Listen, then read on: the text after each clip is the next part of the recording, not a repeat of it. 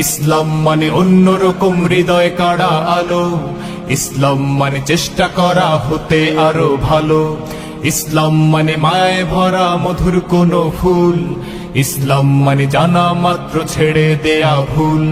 চারিদিকে শুনছি শুধু একটাই স্লোগান, ইসলাম ছিল ইসলাম আছে থাকবেই ইসলাম। ইসলাম ইসলাম ইসলাম ইসলাম ইসলাম ইসলাম ইসলাম ইসলাম ইসলাম ইসলাম ইসলাম ইসলাম।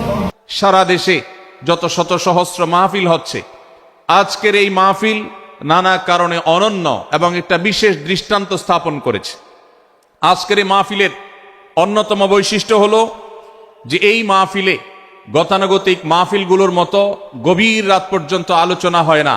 এটি একটি ভালো দিক এবং একটি আদর্শ মাহফিলের অন্যতম পূর্ব শর্ত।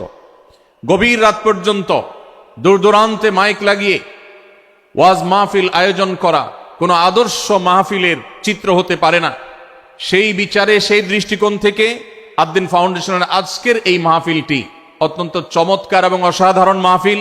কারণ এই মাহফিলের গত 2 দিনের খবর আমি নিয়েছি এবং আজকের দিন সম্পর্কে আমি জেনেছি যে গভীর রাত পর্যন্ত এবং দূর দূরান্ত পর্যন্ত মাইক লাগিয়ে মানুষকে ডিস্টার্ব করার মতো মাহফিল এখানে হচ্ছে না।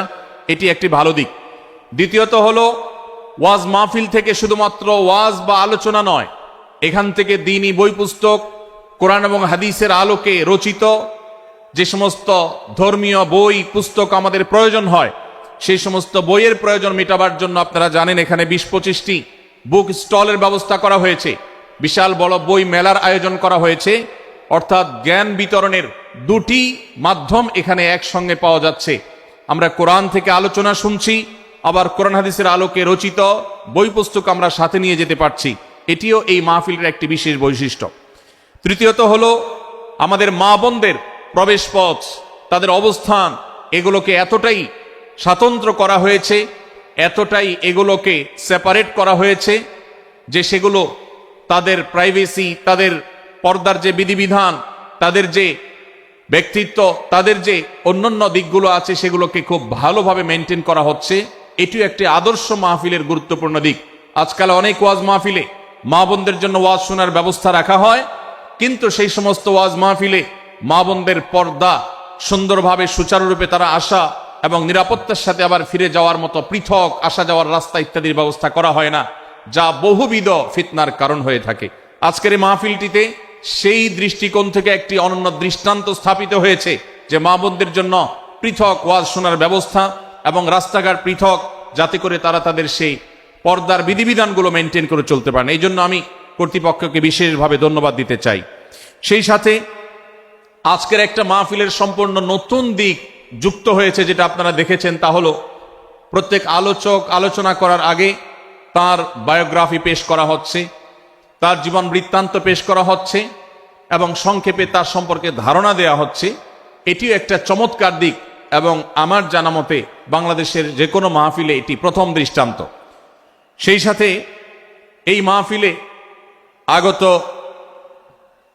আমাদের সম্মানিত দর্শক শ্রোতা মণ্ডলীর জন্য প্রাথমিক চিকিৎসা সম্পর্কে যেন তারা ধারণা নিতে পারেন, সেজন্য অনেকগুলো বুথ করা হয়েছে। এই বুথগুলো থেকে একজন মানুষ তার প্রাথমিক স্বাস্থ্য, এটার পরীক্ষা নিরীক্ষা বা নিজের চিকিৎসা সম্পর্কে স্টেপ কিভাবে নেবেন সে সম্পর্কে আদ-দ্বীন সকিনা মেডিকেল কলেজের তরফ থেকে একটি বিশেষ আয়োজন হলো, যে বিশেষ ক্যাম্প এবং বুথ করে করে আমাদের দর্শক শ্রোতাকে এই দিক থেকে বিশেষ সার্ভিস দেওয়া হচ্ছে। পর্যাপ্ত টয়লেটের ব্যবস্থা করার কথা আমি শুনতে পেরেছি, জানতে পেরেছি, এবং বক্তাদের, আলোচকদের বিভিন্ন উক্তি সম্বলিত ফেস্টুন আমি দেখেছি, যেটা অত্যন্ত নতুন একটা দিক। যদিও সেখানে বক্তাদের ছবি না থাকলে, প্রিন্টেড ছবি না থাকলে সেটা ভালো ছিল। আমি আশা করব কর্তৃপক্ষ সেটি পরবর্তীতে খেয়াল রাখবেন। সেই সাথে আমি একটি বিশেষ অনুরোধ তাদেরকে করেছি, তা হলো এই 3 দিন ব্যাপী তাফসিল কোরআন মাহফিলে আলোচকগণ কোরআন এবং হাদিস থেকে যে সমস্ত আলোচনা বক্তব্য পেশ করেছেন এবং করবেন, তার সবগুলোর সামারি একটি স্মারক গ্রন্থ আকারে যদি প্রকাশ করা হয়, একটি স্মারক পুস্তিকা আকারে প্রকাশ করার পর যদি এটি বিতরণ করা হয়, তাহলে মাহফিলটি হারিয়ে যাবে না, মাহফিলটি আমাদের ঘরে ঘরে থেকে যাবে, আমাদের জীবনকে আলোকিত করবে। আমি আশা করব ওয়াজ মাহফিল, যেটি এই দেশের সবচেয়ে প্রাচীনতম কালচারের অন্যতম, এদেশের সবচেয়ে শক্তিশালী সংস্কৃতির অন্যতম হলো ওয়াজ মাহফিল। এই ওয়াজ মাহফিলগুলো আদর্শ ওয়াজ মাহফিলে পরিণত হবে। এই ওয়াজ মাহফিলগুলো মানুষের বিরক্তির কারণ হবে না। শহর এলাকায় রাত বিরাতে গভীর রাত পর্যন্ত দূর দূরান্তে মাইক লাগিয়ে মানুষের দুর্ভোগ সৃষ্টির কারণ হবে না। উচ্চ শব্দ দিয়ে মানুষকে বিরক্ত করার কারণ হবে না মাহফিলগুলো। আমরা যদি আদর্শ ওয়াজ মাহফিলের দৃষ্টান্ত স্থাপন করতে পারি, তাহলে এই দেশ কোরআনের আলোয় আলোকিত হবে, হাদিসের আলোকে আলোকিত হবে, আমাদের ঘরগুলো আলোকিত হবে দ্বীনের নূর এবং আলো দ্বারায়। আল্লাহ রাব্বুল আলামিন আমাদের সবাইকে কোরআন এবং হাদিসের আলো থেকে আলোকিত হওয়ার তৌফিক দান করুন। আজকের এই মাহফিলে আমরা যেরকম সবাই সমবেত হয়েছি, মাশাআল্লাহ চরম নীরব নিস্তব্ধ পরিবেশে সবাই পিনপতন নীরব হয়ে এই মুহূর্তে কথা শুনছি। আমি আশা করব শেষ মুহূর্ত পর্যন্ত আমরা এই অবস্থা বজায় রাখবো। আরশে আজিমের মালিকের কাছে ফরিয়াদ করি, হে আল্লাহ, হে আরশের মালিক, আপনি আমাদের সবাইকে এখানে যেরকম একত্রিত হওয়ার তৌফিক দিয়েছেন, জান্নাতুল ফেরদাউসের আঙ্গিনায় প্রিয় হাবিব মুহাম্মদ মুস্তাফা সাল্লাল্লাহু আলাইহি সাল্লামের সাথে আমাদেরকে এরকম একত্র হওয়ার সমবেত হওয়ার তৌফিক দান করুন, বলুন আমিন। সম্মানিত ভাইয়েরা, আমি আপনাদের সম্মুখে কোরআনে কারীমের গুরুত্বপূর্ণ একটি সূরা, সূরা হুজরাতের একটি আয়াত তেলাওয়াত করেছি। সূরা হুজরাতের 7টি বিশেষ সামারি আপনাদের সামনে আমি তুলে ধরতে চাই।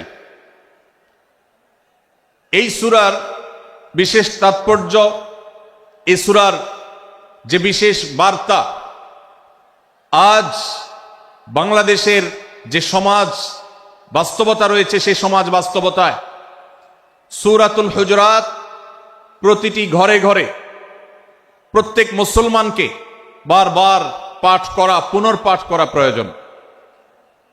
আমার রব, আমার আল্লাহ যদি আমাকে শক্তি সামর্থ্য দিতেন, আমি আমার দেশের প্রত্যেক মুসলিম ভাইকে বোনকে হাত জোড় করে অনুরোধ করে অনুনয় বিনয় করে সূরাতুল হুজরাতের শুরু থেকে শেষ পর্যন্ত যে 18টি আয়াত রয়েছে, এই 18 আয়াতে ঐতিহাসিক যে 7টি বিশেষ বার্তা রয়েছে, সে বার্তাগুলো গ্রহণ করবার উদ্দেশ্যে বারবার অর্থ সহকারে সূরাতুল হুজরাত বুঝে বুঝে পড়ার, এর তাফসীর দেখার, এর সামারিকে বারবার জানার জন্য আমি অনুরোধ করতাম। আল্লাহ তাআলা আমাদের সবাইকে সূরাতুল হুজরাত এর আলো দ্বারায় সবাইকে আলোকিত হওয়ার তৌফিক দান করুন।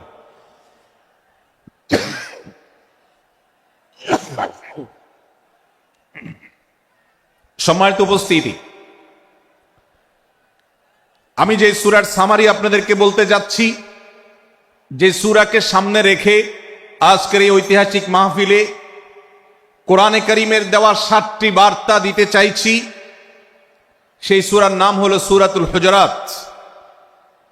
এই সূরা কোরআনে কারীমের 26তম পারায় অবস্থিত এবং এই সূরা কোরআনে কারীমের সূরার যে সিরিয়াল, সেই সূরার সিরিয়ালে 49তম সূরা। এই সূরার আয়াত সংখ্যা হলো 18।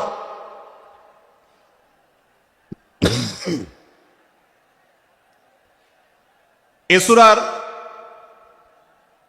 প্রথম থেকে 5ম আয়াত পর্যন্ত, প্রথম এই 5টি আয়াতে আল্লাহ রাব্বুল আলামিন তার প্রিয় নবী মুহাম্মদ মুস্তাফা সাল্লাল্লাহু আলাইহি ওয়াসাল্লাম, সবাই দুরূদ পড়ি, সাল্লাল্লাহু আলাইহি ওয়াসাল্লাম, প্রিয় নবীজির নাম শুনলে দুরূদ পাঠ করতে হয়, তার জন্য দোয়া করতে হয়।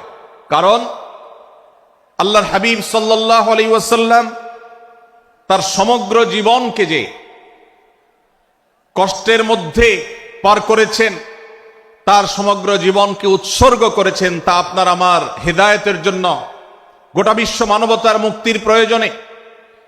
যিনি তার জীবনকে, যৌবনকে শেষ করে দিয়েছেন, তার সমগ্র জীবনে কখনো ভোগ উপভোগ এটিকে কখনো তিনি প্রশ্রয় দেননি, প্রাধান্য দেননি।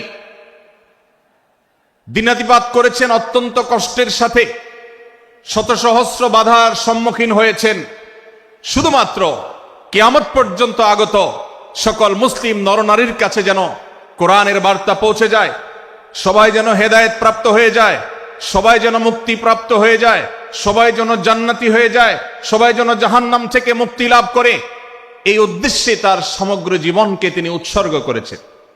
আমাদের হেদায়েতের জন্য, আমাদের কল্যাণের পথে আহ্বানের জন্য, আমাদের জান্নাতে নেওয়ার জন্য, যার সমগ্র জীবনে কখনো ভোগ উপভোগকে প্রশ্রয় দেননি, কষ্টে নিপতিত হয়েছেন, তিনি চাইলে মক্কার রাজত্ব করতে পারতেন, তিনি চাইলে মক্কার সবচেয়ে ভোগী মানুষ হতে পারতেন, কিন্তু সেটা না করে তিনি যে ত্যাগের দৃষ্টান্ত স্থাপন করেছেন, প্রিয় নবী মুহাম্মদ সাল্লাল্লাহু আলাইহি সাল্লামের সেই অবদানের স্বীকৃতি স্বরূপ আমরা তার নাম যখনই শুনবো সাল্লাল্লাহু আলাইহি সাল্লাম বলে তার প্রতি আল্লাহর রহমত যেন, অনুগ্রহ যেন নাজিল হয় সেজন্য দোয়া করব। আল্লাহ তাআলা তার হাবিবকে রহমত এমনিতেই দান করবেন, আপনি আর আমি তার জন্য রহমতের দোয়া করার মধ্য দিয়ে আমরা সৌভাগ্যবান মানুষের কাতারে শামিল হতে পারবো। তো আমি যেটি বলছিলাম, সূরাতুল হুজুরাতের 1 থেকে 5 নম্বর আয়াত পর্যন্ত এই 5টি আয়াতে আল্লাহ রাব্বুল আলামিন প্রিয় নবী সাল্লাল্লাহু আলাইহি সাল্লামের সাথে আদব এবং শিষ্টাচারের শিক্ষা দিয়েছেন মানব জাতিকে। এবং আল্লাহ রাব্বুল আলামিন ঈমানদারদেরকে পরম মায়ার সাথে ডেকে, ইয়া আইয়ুহাল্লাযীনা আমানু, হে ঈমানদারগণ, এই ডাকে আল্লাহ তাআলা ডেকে বলেছেন, লা তুকাদ্দিমু বাইনা ইয়াদাইল্লাহি ওয়া রাসূলিহি, তোমরা আল্লাহ এবং তার রাসূলের সামনে আগ বেড়ে কোনো কথা বলবে না, আগ বেড়ে কোনো কাজ করবে না। একজন ঈমানদার, একজন মুসলমান, তার এই শিষ্টাচারের শিক্ষা তার জীবনে ধারণ করতে হবে। যখনই আল্লাহ কোনো কথা বলেছেন, আল্লাহ রাসূল সাল্লাল্লাহু আলাইহি সাল্লাম কোনো কথা বলেছেন, এটি নিশ্চিত হতে পারবো আমরা, তখন একজন ঈমানদার আর কখনো সেটার উপর কোনো কথা বলবে না, আগ বেড়ে কোনো কিছু করবে না, কোনো প্রকার সীমা লঙ্ঘন করবে না।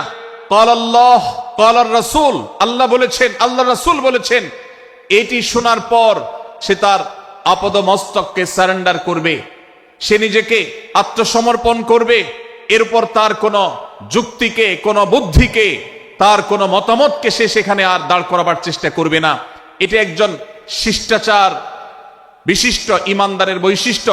কোরআন এই শিক্ষা আমাদেরকে দিয়েছে। ভাইরা আমার, এই শিক্ষাকে ধারণ করে আমরা যারা নিজেদেরকে মুসলমান দাবি করছি, আমাদের সম্মানীয় যারা আছেন, আল্লাহকে যেরকম আমরা সম্মান করি, আল্লাহ রাসূলকে যেরকম সম্মান করি, ঠিক একইভাবে আমাদেরকে যে সমস্ত মানুষগুলোকে সম্মান করার নির্দেশ করা হয়েছে, ওলামা একরাম রয়েছেন, আমাদের বাবা মা, বয়সে বড়, শিক্ষিত, এবং যারা আমাদের শিক্ষক বৃন্দ আছেন, এভাবে যারা আমাদের সম্মানের পাত্র আছেন, সে মানুষগুলোর সামনে আগ বেড়ে যেন কোনো কিছু না করি। সে আগ বাড়াটা কথার ক্ষেত্রে হতে পারে, চলার ক্ষেত্রে হতে পারে, আচরণের ক্ষেত্রে হতে পারে। এই শিষ্টাচারের শিক্ষা সূরা হুজুরাতের প্রথম আয়াতে আমাদেরকে দেয়া হয়েছে।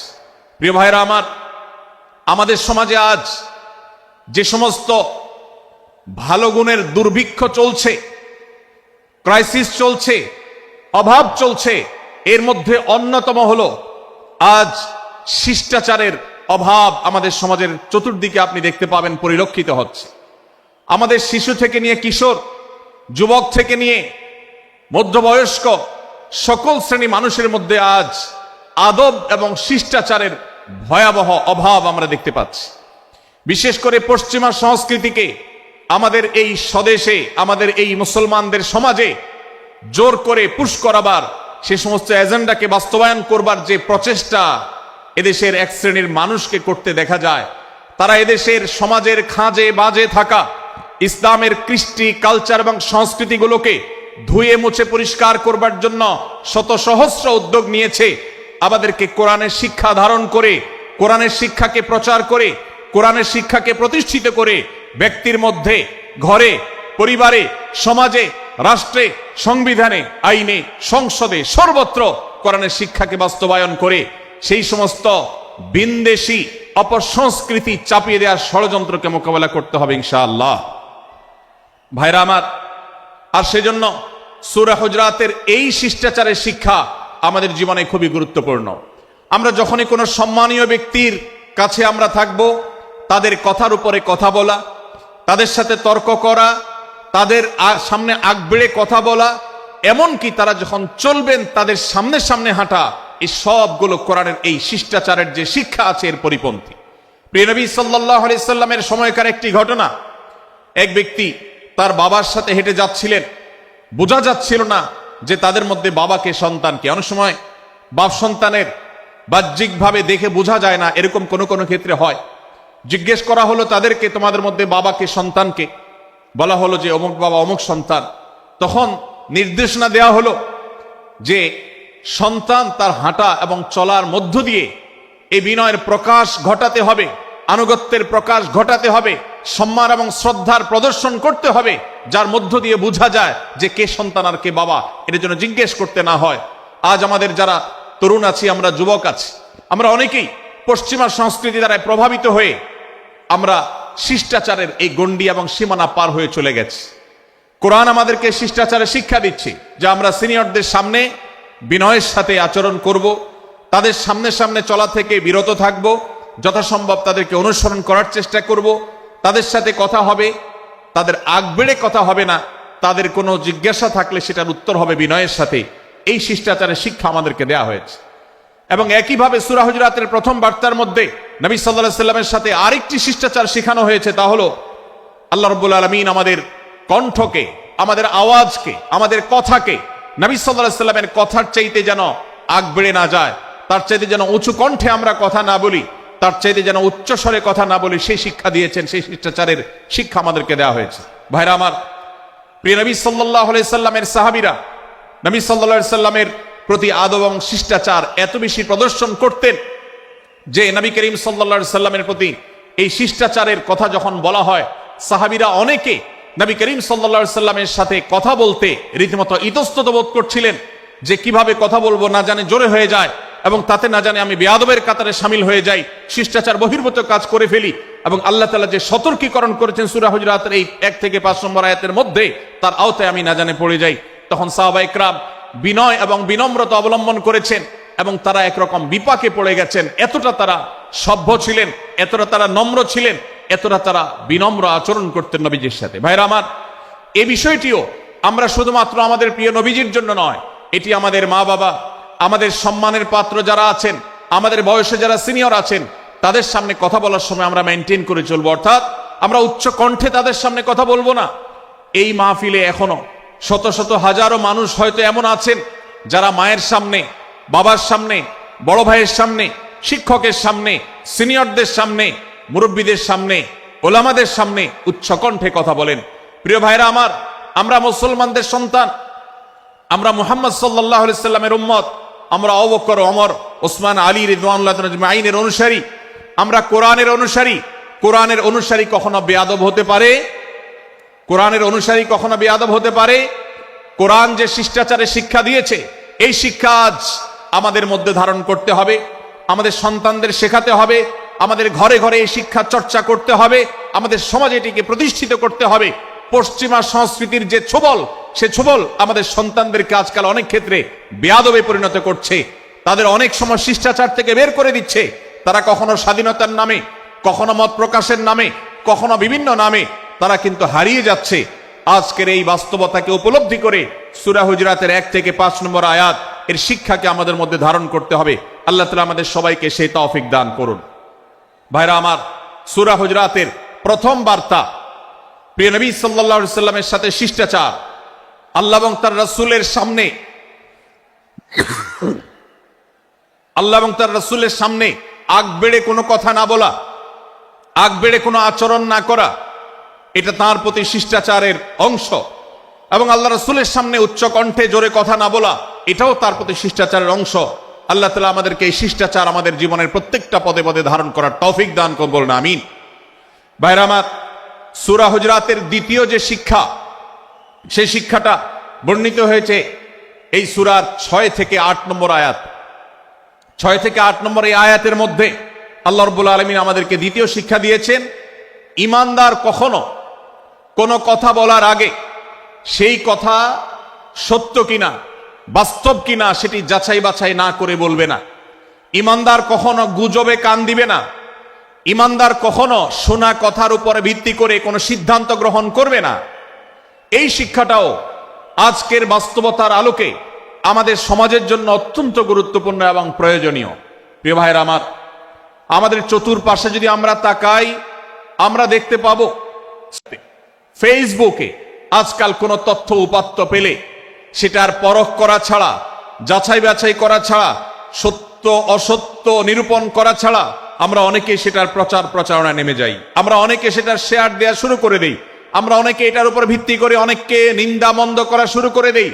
এমনকি আজ আমরা যেই জায়গায় দাঁড়িয়ে আছি, বাংলাদেশের যে সামাজিক বাস্তবতা, সেই বাস্তবতার আলোকে বলা যায় অনেক সময় অনেক ব্যক্তিকে সমাজে মিডিয়ার মাধ্যমে নানাভাবে হয়রানি করে তাকে খারাপ মানুষ হিসাবে, কালপ্রিট হিসাবে দেখানো হয়, অথচ তার দোষ, যে সমস্ত দোষের কথা তাকে বলা হয়, যে সমস্ত দোষে তাকে দোষী বানানো হয়, সে সমস্ত দোষ থেকে তিনি শত সহস্র গুণ পবিত্র এবং পরিচ্ছন্ন। ভাইরা আমার, আজকের এই বাস্তবতায় আমাদেরকে বিশেষ করে লক্ষ্য রাখতে হবে যে আমরা যেই কোনো মূল্যে, যেই কোনো ভাবে যেন কোন প্রকার গুজবে কান না দেই, আমরা যেন গুজব থেকে বেঁচে থাকি। আল্লাহ তাআলা আমাদেরকে তৌফিক দান করুন। ভাই, এদিকে অনেক বেশি বাঁশির আওয়াজ শোনা যাচ্ছে। স্বেচ্ছাসেবকরা বাঁশির আওয়াজ দেওয়া ছাড়া আপনারা ভলান্টিয়ারি করুন। এত বেশি বাঁশির আওয়াজ আসছে যে কথা বলা কঠিন হয়ে যাচ্ছে। অনুগ্রহ করে বাঁশির আওয়াজ কম করে আপনারা ভলান্টিয়ারি করুন। এখনো অনেক বাঁশির আওয়াজ শোনা যাচ্ছে, বাঁশির আওয়াজগুলো বন্ধ করুন। মাশাআল্লাহ, এখন বন্ধ হয়েছে। আমরা মেহেরবানি করে বাম পাশের থেকে কিছুটা আওয়াজ পাচ্ছি, একটু নীরব নিস্তব্ধ হওয়ার জন্য অনুরোধ করছি। একটু নীরব নিস্তব্ধ না হলে কথা বলা যাবে না। অনুগ্রহ করে আমরা একটু সহযোগিতা করি এবং সবাই নীরব থাকি। ভলান্টিয়াররা অপ্রয়োজনে বাঁশির আওয়াজ দিবেন না, অপ্রয়োজনে বাঁশির আওয়াজ দিবেন না। আমাদের দেশে শব্দ দূষণ, শব্দ সন্ত্রাস, এটা এদেশের কমন কালচার হয়ে গেছে। রাস্তা যাবেন, প্রয়োজনে অপ্রয়োজনে গাড়ির হর্ন বাজাবে। যে কোনো প্রোগ্রামে যাবেন, প্রয়োজনে অপ্রয়োজনে বাঁশি বাজানো হবে। কদিন আগে 31st নাইট গেছে, আপনারা দেখেছেন। এত প্রচার প্রচারণা, এত সতর্কীকরণের পরেও, আইন শৃঙ্খলা রক্ষাকারী বাহিনী এত সতর্ক থাকার পরেও আপনারা দেখেছেন এক শ্রেণীর বুদ্ধি প্রতিবন্ধীরা তারা 31st নাইট উদযাপনের নামে শব্দ সন্ত্রাস করেছে। শত শত হাজারো মানুষের কষ্টের কারণ হয়েছে। প্রিয় ভাইরা আমার, ধর্ম হোক আর রাজনীতি, বিনোদন হোক আর আনন্দ হোক, যেই কোনো নামে যদি শব্দ সন্ত্রাস সৃষ্টি করে বা অতিরিক্ত শব্দ দূষণ করে, শব্দ সৃষ্টি করে মানুষকে অতিষ্ঠ করার কারণ হয়, সেটা কোনো সভ্য সমাজের দৃশ্য হতে পারে না। আমরা সেই ইসলামের অনুসারী যে ইসলামে আমাদের প্রিয় নবী সাল্লাল্লাহু আলাইহি ওয়াসাল্লাম মসজিদে নববীতে তার একান্ত পরিবেশের মধ্যে এক সাহাবী জোরে কোরআন তেলাওয়াত করছিলেন। তিনি তাকে বলছিলেন, তুমি কোনো বধির রবকে শোনাচ্ছ না, তোমার রব সবকিছু শুনতে পান, অতএব তুমি তোমার এই উচ্চ কণ্ঠের তেলাওয়াত দিয়ে আশপাশে মানুষের ডিস্টার্বের কারণ হবে না। আমরা সেই ইসলামের অনুসারী। অতএব ওয়াজ মাহফিলের মাধ্যমেও যাতে কোনো মানুষ অতিষ্ঠ না হয়, মাইক ব্যবস্থাপনা সেভাবে করাটা মাহফিল কর্তৃপক্ষের যেমন কর্তব্য, ঠিক একইভাবে রাজনৈতিক সভা সমাবেশের নামে কিংবা বিয়ে বিনোদনের নামে যদি শব্দ সন্ত্রাস করা হয়, শব্দ দূষণ করা হয়, অতিরিক্ত শব্দ এর মাধ্যমে যদি মানুষকে অতিষ্ঠ করা হয়, তাহলে সেটি কখনো কোনো সভ্য সমাজের কাজ হতে পারে না। প্রিয় ভাইরা, এই জন্য আপনারা যারা তরুণ আছেন বয়সে, আপনাদেরকে আমি অনুরোধ করতে চাই, বিবাহ অনুষ্ঠানকে কেন্দ্র করে, আকিকাকে কেন্দ্র করে, নানা অনুষ্ঠানকে কেন্দ্র করে যে শব্দ সন্ত্রাস আমাদের দেশে হয়, এটি আমাদেরকে থামাতে হবে ইনশাআল্লাহ। আমরা যদি সবাই সজাগ হয়ে যাই, আমরা যদি সবাই সতর্ক হই, সচেতন হই, ইনশাআল্লাহ এই যে শব্দ দিয়ে মানুষকে কষ্ট দেওয়ার অপসংস্কৃতি, বিশেষ করে ভিনদেশি যে অপসংস্কৃতি আমদানি করা হয়েছে, এই অত্যাচার এদেশে থামাতে হবে ইনশাআল্লাহ। আল্লাহ আমাদের সবাইকে তৌফিক দান করুন। ভাইরা আমার, আমরা আমাদের আশেপাশে কোনো তরুণরা যদি এরকম শব্দ করে, গান বাজিয়ে অন্য মানুষকে অতিষ্ঠ করে, ঈদের সময় দেখা যায় বিশেষ করে সে সমস্ত যুবকদেরকে কাউন্সিলিং করতে হবে, তাদেরকে বোঝাতে হবে যে তোমার আনন্দ কখনো আরেকজনের বেদনার কারণ হতে পারে না। বহু হার্টের রোগী আছেন, বহু অসুস্থ মানুষ আছেন, বহু ছোট শিশু আছে যাদের কষ্টের কারণ হয়, বিধায় আমরা কখনো আমাদের শব্দ দিয়ে কাউকে কষ্ট হতে দিব না। আল্লাহ আমাদের সবাইকে তৌফিক দান করুন। মাশাআল্লাহ, অনেকটা নীরব নিস্তব্ধ হয়েছে। আমি যে জায়গাটা ছিলাম আবার সেখানে ফিরে যাই। সূরা হুজুরাতের দ্বিতীয় শিক্ষার কথা বলছিলাম ভাইরা। 6 থেকে 8 নম্বর আয়াত যদি আপনি পাঠ করেন সূরা হুজুরাতের, আপনি দেখতে পাবেন সেখানে আল্লাহ রাব্বুল আলামিন ঈমানদারদেরকে যেই কোনো সংবাদ, যে কোনো তথ্য, বিশেষ করে অনির্ভরযোগ্য সূত্র থেকে যখন পাবে, ফাসিক থেকে যখন শুনবে, যার ভিতরে আল্লাহর ভয় নাই সেরকম মানুষ থেকে যখন পাবে, সেই সংবাদ তথ্য উপাত্ত যাচাই করা ছাড়া সেই সংবাদ যেন বলে না বেড়ায়। আপনি শহরে যান কিংবা গ্রামে, শিক্ষিত দেখুন কিংবা অশিক্ষিত, সর্বশ্রেণীর মানুষের মধ্যে আজ এই ব্যাধি দেখতে পাবেন চরম আকার ধারণ করেছে। কারোর ব্যাপারে কোনো নেগেটিভ কথা শুনেছেন, কোনো মন্দ কথা শুনেছেন, সে কথার প্রচার প্রচারণা শুরু করে দেন। সেটা কি সঠিক কিনা, সেটা কি সত্য কিনা, সেটা কি যথার্থ কিনা, সেটা কোনো প্রপাগান্ডা কিনা, সেটা কোনো মিথ্যাচার কিনা, সেটা কোনো গুজব কিনা, এটা যাচাই করার প্রয়োজন অনুভব করে না। অথচ আমরা সেই মুহাম্মদ সাল্লাল্লাহু আলাইহি সাল্লামের উম্মত, যে মুহাম্মদ সাল্লাল্লাহু আলাইহি সাল্লাম আমাদেরকে সতর্ক করেছেন, কাফা বিল মারই কাযিবান আন ইউহাদ্দিসা বিকুল্লি মা সামিআ, কোন ব্যক্তি যা শুনে সেটাই যদি বলে বেড়ায়, তথ্য উপাত্ত যাচাই না করে, সেটাকে ভালো করে যাচাই বাছাই না করে, সেটাকে অনুসন্ধান না করে, সত্য সত্য নিরূপণ করবার চেষ্টা না করে, তাহলে সে মিথ্যাবাদী হওয়ার জন্য যথেষ্ট। এজন্য আজকের এই মাহফিল থেকে আমরা অঙ্গীকার করে যাব, আজকের এই মাহফিল থেকে আমরা নিয়ত করে যাব, এই মজলিসে বসে এই মুহূর্তে নিজে নিজে সংকল্প করব, আমার জীবনে সোশ্যাল মিডিয়া কিংবা ফেসবুকে, ইউটিউবে অথবা অফলাইনে, আমার বাস্তব জীবনে আমি কখনো কোনো মানুষ সম্পর্কে যে কোনো তথ্য উপাত্ত পেয়ে ভুল কোনো ধারণা, মন্দ কোনো ধারণা কারো প্রতি পোষণ করব না। কোনো তথ্য উপাত্ত যদি পাই, কোনো সংবাদ যদি পাই অনির্ভরযোগ্য সূত্রে, তাহলে সেক্ষেত্রে সেটা যাচাই বাছাই করা ছাড়া আমি সেটাকে বিশ্বাস করতে যাব না। এটাই হলো আমাদের ঈমানের দাবি। ভাইরা আমার, একজন ঈমানদার এতটা সরল হবে না যে যা শুনবে সে সেটাকে বিশ্বাস করে বসবে। একজন ঈমানদার এতটা বাস্তবতা থেকে দূরে থাকবে না যে তিনি তার পাওয়া কোনো সংবাদকে অনুসন্ধান করবে না। আল্লাহ তাআলা আমাদের সবাইকে সূরা হুজুরাতের এই দ্বিতীয় শিক্ষাটাকে আমাদের জীবনে ভালো করে ধারণ করার তৌফিক দান করুন। আল্লাহ বলেছেন, ইয়া আইয়ুহাল্লাযীনা আমানু, হে ঈমানদারেরা, ইন জাআকুম ফাসিকুম বিনাবাইন ফাতাবায়ানু, তোমাদের কাছে কোনো ফাসিক, যার মধ্যে আল্লাহর ভয় নেই, এরকম কোন মানুষ যদি কোন সংবাদ উপস্থাপন করে,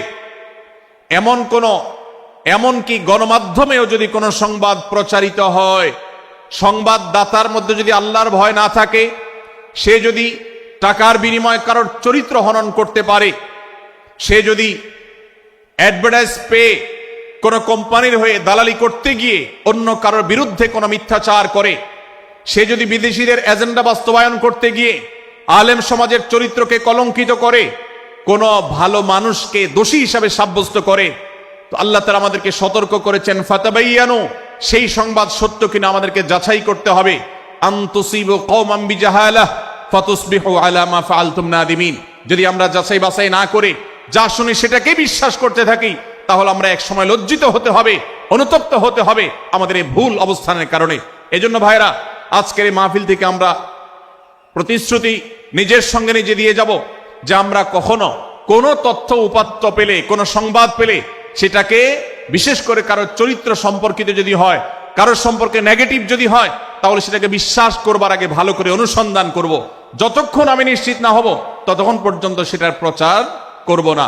আল্লাহ তাআলা আমাদের সবাইকে কোরআনের এই শিক্ষাটাও আমাদের জীবনে ধারণ করবার তৌফিক দান করুন।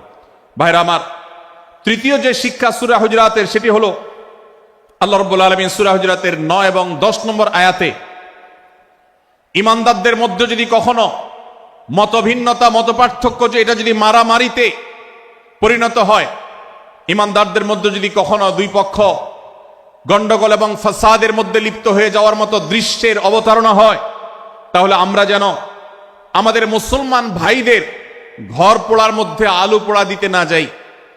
আমরা যেন আমাদের মুসলমান ভাইদের মধ্যকার বিভেদকে আরো বৃদ্ধি করতে সহায়তা না করি। আমরা যেন মীমাংসার পথ অবলম্বন করি। আমরা যেন তাদের মধ্যকার সম্পর্কের যে অবনতি হয়েছে সেটাকে দূর করবার চেষ্টা করি। আল্লাহ রাব্বুল আলামিন এই নির্দেশ দিতে গিয়ে বলেছেন, ওয়া ইন তাইফাতানি মিনাল মুমিনিনা ইকতাতালু, যদি ইমানদারদের দুটি দল, দুটি গ্রুপ নিজেদের মধ্যে মারামারিতে লিপ্ত হয়ে যায়, ফাসলিহু বাইনাহুমা, তাহলে তোমরা সেই বিবাদমান দুটি দলকে মীমাংসা করবার চেষ্টা করবে। আজ আমাদের মধ্যে এরকম বহু বিষয়কে কেন্দ্র করে মুসলমানদের মধ্যে অনেক সময় মুখোমুখি অবস্থান আমরা দেখতে পাই, যা দুর্ভাগ্যজনক, যা হওয়ার কথা ছিল না। এমনকি জাগতিক বিষয়ে যেমন হয়, ধর্মের নামে, ইসলামের নামে আজ আমরা হাজার হাজার টুকরা হয়েছি। আজ গোটা বিশ্বে আমাদের মুসলমানদের যে অবস্থান দুর্বল হয়েছে, এর অন্যতম প্রধান কারণ হলো আমাদের অনৈক্য।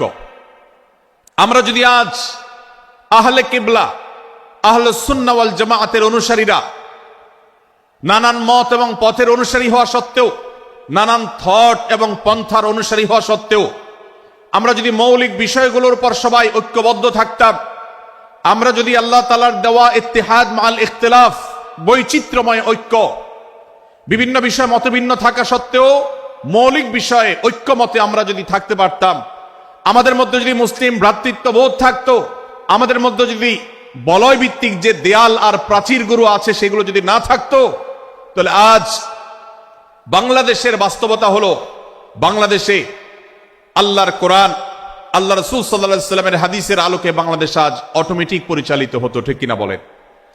আমরা যদি আজ ঐক্যবদ্ধ থাকতাম, তাহলে এদেশের হাতে গোনা যাবে এরকম স্বল্প সংখ্যক নাস্তিকেরা, ইসলাম এবং মুসলমানদের শত্রুরা, তারা আমাদেরকে নিয়ে তারা আজ যে খেলা খেলছে, আমাদেরকে যে তারা শাসন করছে, আমাদেরকে যে তারা তাদের অধীনস্থ করে রাখছে, আমাদের উপরে যে আজ ভিনদেশি কালচার চাপিয়ে দিচ্ছে, আমাদের উপরে তারা যে আজ কর্তৃত্ব করছে, আমাদেরকে আজ টুকরা টুকরা করছে, এই দুঃসাহস তারা কোনোদিন দেখাতে পারতো না যদি আমরা ঐক্যবদ্ধ থাকতাম।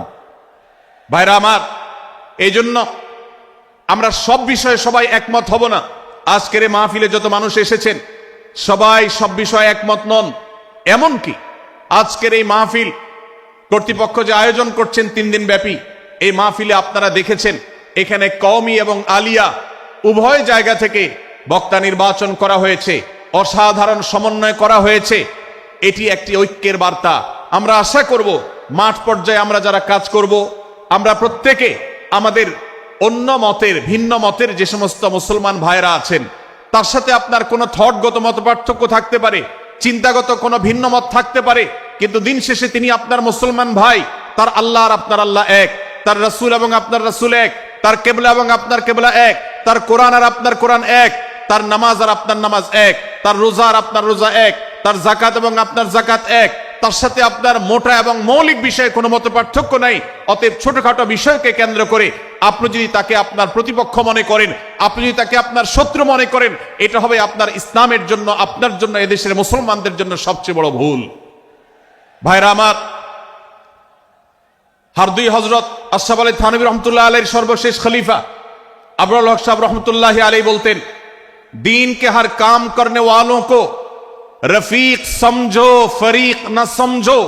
যারাই আল্লাহর দ্বীনকে বুলন্দ করবার জন্য, যারাই আল্লাহর দ্বীনকে সেবা দেওয়ার জন্য, খেদমত করার জন্য কাজ করছে, তার পদ্ধতি তোমার থেকে ভিন্নতর হতে পারে।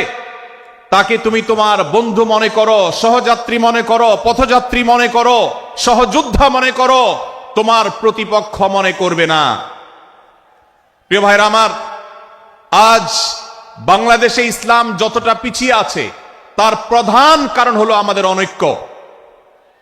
আজ আমরা যদি আমাদের মধ্যকার যে সমস্ত দেয়াল এবং প্রাচীরগুলো, অদৃশ্য প্রাচীরগুলো উঠে আছে, যেগুলো আমাদের মুসলিম ভ্রাতৃত্বকে ভেঙে খান খান করে দিয়েছে, টুকরো টুকরো করে দিয়েছে, যদি আজ আমরা সে সমস্ত অদৃশ্য প্রাচীরগুলো দূরে সরাতে পারতাম, আমার ভিন্ন মতের ভাইকে যদি আমার ভাই মনে করতে পারতাম, তার যদি আমি কল্যাণকামী হতে পারতাম, আল্লাহর কোরআনের ঘোষণা অনুযায়ী এই মুসলমানদের ঐক্যবদ্ধ শক্তিকে দমাবার শক্তি পৃথিবীর কারোর নাই, কারোর নাই, কারোর নাই। আজ আমার ভাইয়েরা ফিলিস্তিনে মার খাচ্ছে, যদি আজ গোটা বিশ্বের মুসলমানরা আমরা ফিলিস্তিনে মুসলমানদের উদ্ধারের ব্যাপারে ঐক্যবদ্ধ থাকতাম, ফিলিস্তিনে মুসলমানের দিকে চোখ তুলে তাকাবার শক্তি বিশ্বের কোনো কাফেরদের থাকতো না।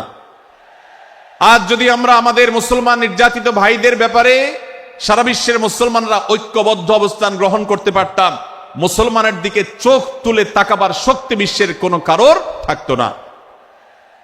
ভাইরা আমার, গোটা বিশ্বে ঐক্য প্রতিষ্ঠা করা আপনার আমার মতো সাধারণ মানুষের দ্বারা হয়তো সম্ভবপর হবে না, কিন্তু আমরা যারা মাঠ পর্যায়ে কাজ করছি, আমি আপনাদেরকে করজোড় করে অনুরোধ করতে চাই। আমি জানি আপনার এলাকাতে, আপনার মহল্লাতে, আপনার সাথে অন্য মুসলমান ভাইদের অনেক ক্ষেত্রে মতভিন্নতা আছে। সেটা রাজনৈতিক দৃষ্টিভঙ্গির ক্ষেত্রে হতে পারে, সেটা ধর্মীয় থট এবং মানহাজ মাযহাব মাসলাকগতভাবে হতে পারে, সেটা অন্য কোনো ইস্যুভিত্তিক মত পার্থক্য হতে পারে। আল্লাহর জন্য, আল্লাহর ওয়াস্তে, আল্লাহর ওই আয়াতকে মেনে আমল করার চেষ্টা করি আমরা। আল্লাহ বলেছেন, ওয়া'তাসিমু বিহাবলিল্লাহি জামিআন ওয়া লা তাফাররাকু, তোমরা আল্লাহর রশিকে সবাই ঐক্যবদ্ধভাবে আঁকড়ে করে ধরো, ঐক্যবদ্ধভাবে আল্লাহর রশিকে আঁকড়ে ধরো, তোমরা পরস্পর বিচ্ছিন্ন হয়ে যেও না। আমরা অনেক ফরজের কথা শুনেছি, নামাজ রোজা ফরজ আমরা জানি, বাবা মার প্রতি সদ্ব্যবহার করার ফরজের কথা আমরা জানি, আত্মীয়তার সাথে সুসম্পর্ক, আত্মীয়তার বন্ধন রক্ষার কথা আমরা জানি, ফরজ হওয়ার কথা জানি, কিন্তু মুসলমানদের ঐক্যবদ্ধ থাকতে হবে এই ফরজের কথা আমরা অনেকেই জানি না। ভাইরা আমার, মুসলমানদেরকে আল্লাহ রাব্বুল আলামিন ঐক্যবদ্ধ থাকার নির্দেশ দিয়েছেন। এই ঐক্যটা এর মানে এই নয় যে সবাই এক মতের হয়ে যাবে সব বিষয়ে। বিভিন্ন বিষয়ে আমাদের মধ্যে মতপার্থক্য থাকবে, তারপরে আমরা একে অন্যের সহযোদ্ধা হব, সহযাত্রী হব, আমরা একে অন্যের কল্যাণকামী হব, একে অন্যের ভালো চাইব। আমার ভিন্ন মতের মুসলমানের কোনো ক্ষতিতে আমি খুশি হব না, তার ক্ষতিতে আমি কষ্ট পাবো, তার সাফল্যকে আমি এনজয় করব, আনন্দিত হব। এটা যদি করতে না পারি তো আমি কখনো খালেস এবং সাচ্চা মুসলমান হতে পারলাম না। আল্লাহ তাআলা আমাদের অন্তরগুলোকে উদার করে দিন, ব্রড করে দিন, প্রশস্ত করে দিন, বড় করে দিন, উম্মার ঐক্যের প্রয়াসী হওয়ার তৌফিক দান করুন, বলুন আমিন। ভাইরা আমার, আমরা মহল্লায় মহল্লায়, এলাকায় এলাকায়, মসজিদে মসজিদে, আমাদের নিজস্ব বলয়ে, নিজস্ব অঙ্গনে আমরা চেষ্টা করব ভিন্ন ভিন্ন মতের মুসলিম ভাইকেও আমার ভাই হিসাবে আঁকড়ে ধরার, আপন করার। ডক্টর খন্দকার আব্দুল্লাহ জাহাঙ্গীর রাহিমাহুল্লাহ এই অঞ্চলের সন্তান।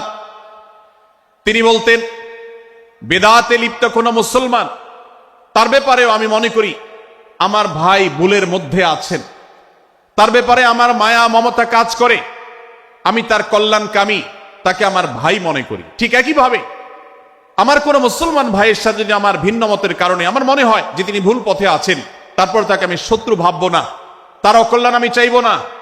আজ বাংলাদেশের বাস্তবতায় যদি আমরা তাকাই, দেখতে পারবো ইসলাম এবং মুসলমানদের যত শত্রু আছে, আমরা দেখেছি গত কয়েক যুগ ধরে তাদের নিজেদের মধ্যে হাজারো বিভক্তি, হাজারো মত পার্থক্য থাকা সত্ত্বেও মুসলমানদের শত্রুতা করার ব্যাপারে তারা সবাই ঐক্যবদ্ধ।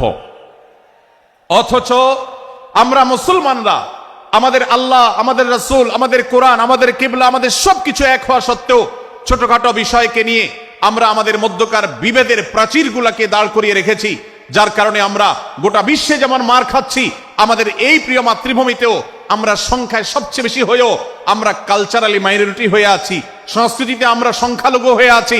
সব ক্ষেত্রে আমাদেরকে ইগনোর করা হয়। 4 লক্ষ মসজিদের এদেশে 4 লক্ষ ইমাম আছেন, 4 লক্ষ মুয়াজ্জিন আছেন। এই মসজিদগুলো এদেশে, এর নেটওয়ার্ক যতটা শক্তিশালী, এদেশের সকল রাজনৈতিক দলগুলোর নেটওয়ার্ককে যদি একত্র করা হয়, মসজিদগুলোর মতো এতটা শক্তিশালী নেটওয়ার্ক এদেশের সমাজে নাই। কিন্তু ওলামা একরামকে ইগনোর করা হয়, মুসলমানদের ইগনোর করা হয়। এদেশের আইনে কোরআন এবং সুন্নাহ এদেশের মুসলমানদের ধ্যান ধারণাকে কখনো বিবেচনায় আনা হয় না। এই যে মুসলমানদের আজ দুরবস্থা, এর অন্যতম প্রধান কারণ হলো আমাদের হাজার হাজার ভাগে বিভক্তি। এই বিভক্তির দেয়ালগুলোকে তুলতে হবে কি হবে না? যদি হয় তাহলে আপনি নিজে থেকে শুরু করে দিন। আপনি যেই মতই লালন করেন না কেন, আপনার ভিন্ন মতের মুসলমানকে আপনি ভাই মনে করবেন, তার সাথে বুক মিলাতে আপনার কষ্ট হবে না, তার সাথে বসতে আপনার অসুবিধা হবে না। ভিন্ন মতের আলেম, এক মতের আলেম আরেক মতের আলেমের সাথে বসতে অসুবিধা হবে না। এক মতের অনুসারী আরেক মতের অনুসারীকে ভাই বলতে অসুবিধা হবে না। আমরা সোশ্যাল মিডিয়াতে নিজেদের মধ্যে কামড়াকামড়ি করব না, নিজেদের মধ্যে আমরা ঝগড়া বিবাদ করব না।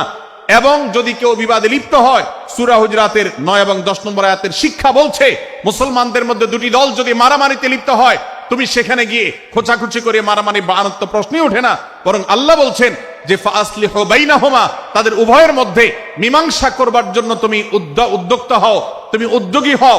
ভাইরা আমার, আমরা অনেকেই হয়তো জেনে থাকবো মিথ্যা এটা আল্লাহর জমিনের সবচেয়ে বড় জঘন্য অপরাধগুলোর মধ্যে থেকে একটি। একজন মুসলমান কোন অবস্থাতে মিথ্যা বলতে পারে না, কিন্তু কোন মুসলমান যদি অন্য মুসলমানের সাথে কখনো বিবাদ বিতণ্ডায় লিপ্ত হয়ে যায়, দুজন মুসলমান বা দুটি বলয়, দুটি পক্ষ, দুটি গোষ্ঠী মুসলমানদের, তাদের মধ্যে যদি কোনো বিষয় যদি ভুল বুঝাবুঝি তৈরি হয়, ভিন্ন মত সৃষ্টি হয়, একে অন্যের সাথে শত্রু ভাবাপন্ন হয়ে যায়, তাহলে তাদের দুইজনের মধ্যে বা দুই পক্ষের মধ্যে মীমাংসা করবার জন্য কেউ যদি মিথ্যা কথাও বলে, অর্থাৎ আপনি এক পক্ষের কাছে গিয়ে বললেন, ভাই আপনি যাকে এত খারাপ মনে করছেন, যার ব্যাপারে আপনি এতটা রাগান্বিত হয়ে আছেন, আমি তো জানি তিনি আপনার ব্যাপারে অনেক সব চিন্তা রাখেন, আপনার ব্যাপারে অনেক ইতিবাচক ভাবনা রাখেন, আপনার ব্যাপারে অনেক সুধারণা পোষণ করেন। আপনি যদি একজন মুসলমানের কাছে গিয়ে, এক পক্ষের কাছে গিয়ে যদি এই কথাটা বলেন, বাস্তবে তিনি যদি এটা নাও বলেন, তারপরেও আপনি যদি এই মিথ্যা কথা বলেন, এই মিথ্যা এটা শুধু জায়েজ নয়, বরং এই মিথ্যাটা এর মাধ্যমে আপনি যে তাদের পরস্পরের সম্পর্ককে ভালো করার চেষ্টা করেছেন, এর মাধ্যমে আপনি আল্লাহর কাছে নেকি এবং সওয়াব পাবেন ইনশাআল্লাহ। ভাইরা আমার, তাহলে দুজন মুসলমান, দুটি পক্ষ, দুটি দল, দুটি বলয়, দুটি গোষ্ঠী যদি কখনো ভিন্ন মত তাদের মধ্যে তৈরি হয়, সেটা যদি মারামারিতে গিয়ে পৌঁছায়, সেটা যদি বিবাদ বিতণ্ডা পর্যন্ত গিয়ে পৌঁছায়, আমাদের কাজ হবে মধ্যে থেকে সেটাকে মীমাংসার মাধ্যমে দূরত্বকে কমানোর। আমরা কখনো দূরত্ব বাড়াবো না, পারলে দূরত্ব কমাবো। ডক্টর খন্দকার আব্দুল্লাহ জাহাঙ্গীর রহমতুল্লাহ একটা কথা বলতেন, মুসলমানদের বাড়িতে যে আগুন লেগেছে, বিভেদের আগুন, মতবিরোধের আগুন, মত পার্থক্য, এটা মতবিরোধে যে পৌঁছে গেছে, এ আগুন তিনি বলতেন, আমি নিভাবার মতো শক্তি আমার নাই, এত পাওয়ার নাই যে বহুদা বিভক্ত মুসলমানদেরকে আমি ঐক্যবদ্ধ করে ফেলবো, এত শক্তি আমার হাতে নেই। কিন্তু একটা শক্তি আমার কাছে আছে ভাই, সেটা হলো যে বিবাদমান মুসলমানদের মধ্যে বিবাদ যেন আর না বাড়ে, বিবাদের যে আগুন লেগেছে সে আগুনে যেন আর ঘি ঢালা না হয়, কেরোসিন ঢালা না হয়, সেজন্য আমি ভূমিকা রাখতে পারি। আমি আপনাদেরকে বিনয়ের সাথে অনুরোধ করতে চাই, যত বিষয় নিয়ে আমাদের মুসলমানদের পরস্পরের মত পার্থক্য আছে, হতে পারে সেটা মাসআলা নিয়ে, হতে পারে সেটা রাজনৈতিক অবস্থানকে কেন্দ্র করে, হতে পারে অন্য কোনো বিষয়কে কেন্দ্র করে, আল্লাহর ওয়াস্তে আপনি বিভেদ মিটাতে পারেন আর না পারেন, বিভেদ যেন না বাড়ে সেজন্য আপনি অবস্থান গ্রহণ করবেন, বিভেদ বাড়ার ক্ষেত্রে কোনো ভূমিকা পালন করবেন না, এবং সব সময় উম্মার ঐক্য প্রয়াস চাইবেন, প্রয়াস চালাবেন, উম্মার ঐক্য চেষ্টা করবেন।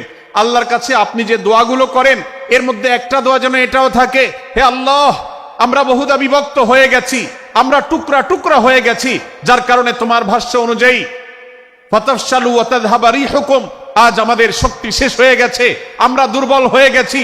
আজ বাংলাদেশের বাস্তবতা যদি আমরা বলি, যে দেশের 90-95 ভাগ মানুষ মুসলমান, সে দেশে আজ হাতে গোনা কিছু নাস্তিক, কিছু ইসলাম বিদ্বেষী, মুসলমান বিদ্বেষীরা, তারা আমাদেরকে আজ উঠা বসা করায়, তারা আমাদের আইন নির্ধারণ করে, তারা আমাদের শাসক নির্ধারণ করে, তারা আমাদের সব বিষয়গুলোকে নির্ধারণ করে দেয়।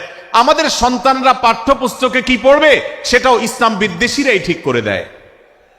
ভাইরা আমার, এই অবস্থার যদি পরিবর্তন চাই, তাহলে আমাদের মধ্যকার দূরত্বগুলো কমাতে হবে। এই জন্য আপনার দোয়ার মধ্যে আল্লাহর কাছে নিবেদন করুন, আল্লাহ আপনি আমাদের মধ্যকার বিভেদগুলো কমিয়ে দিন, আল্লাহ আমাদের ওলামাদেরকে ঐক্যবদ্ধ করে দিন, আল্লাহ আমাদেরকে ইত্তেহাদ মাল ইখতিলাফ, বৈচিত্র্যময় ঐক্য, মতভিন্ন থাকা সত্ত্বেও মৌলিক বিষয় ঐক্যবদ্ধ হওয়ার তৌফিক দান করুন। সীসাঢালা প্রাচীরের মতো আমাদেরকে কাঁধে কাঁধ মিলিয়ে আল্লাহ এবং তার রাসূল সাল্লাল্লাহু আলাইহি সাল্লামের আদেশ নিষেধকে ব্যক্তি, সমাজ, পরিবার, রাষ্ট্রে সর্বত্র বাস্তবায়নের জন্য কাজ করার তৌফিক দান করুন। আমরা আমাদের দোয়ার মধ্যে মুসলমানদের ঐক্যের জন্য দোয়া করব তো ইনশাআল্লাহ।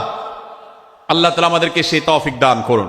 ভাইরা আমার, তাহলে সূরা হুজুরাতের তৃতীয় শিক্ষা বলছিলাম 9 থেকে 10 নম্বর আয়াতে আল্লাহ রাব্বুল আলামিন মধ্যে যদি কখনো বিবাদ, বিতণ্ডা, মারামারি, হানাহানি সৃষ্টি হয়, তাহলে সেটিকে মীমাংসা করবার কথা বলেছেন। অতএব যদি কোনো স্বামী স্ত্রীর মধ্যেও কখনো মনোমালিন্য তৈরি হয়, আপনার যদি সেখানে ভূমিকা রাখবার সুযোগ থাকে, আপনি চেষ্টা করবেন উভয়ের মধ্যে দূরত্বটা কমাবার জন্য। আমরা অনেকে আজকাল নামাজ কালাম পড়ি, রোজা রাখি, দাড়ি রাখি, অনেক ভালো ভালো কথা বলি, অথচ দুজনের মধ্যে গন্ডগোল লাগলে আমরা সেখানে এক পক্ষ হয়ে আরেক পক্ষকে আমরা খেপিয়ে তুলি। পারলে অনেকে চগলখড়ি করেন, প্রত্যেক পক্ষের কাছে গিয়ে অপর পক্ষের ব্যাপারে মিথ্যা কথা বলে তাদের মধ্যে ভেজালকে আরো বাড়িয়ে দেন। এই জন্য নবী সাল্লাল্লাহু আলাইহি ওয়াসাল্লামের ঐতিহাসিক হাদিস রয়েছে, লা ইয়াদখুলুল জান্নাতা নাম্মাম, যে ব্যক্তি চগলখড়ি করে, দুজনের মধ্যকার গন্ডগোল ফাসাদ বৃদ্ধিতে যে ব্যক্তি ভূমিকা রাখে, ভেজাল লাগায়, এই চগলখোর কখনো জান্নাতে যাবে না। আমাদের অনেকেরই এই দুঃস্বভাব আছে, এই খারাপ চরিত্র আছে।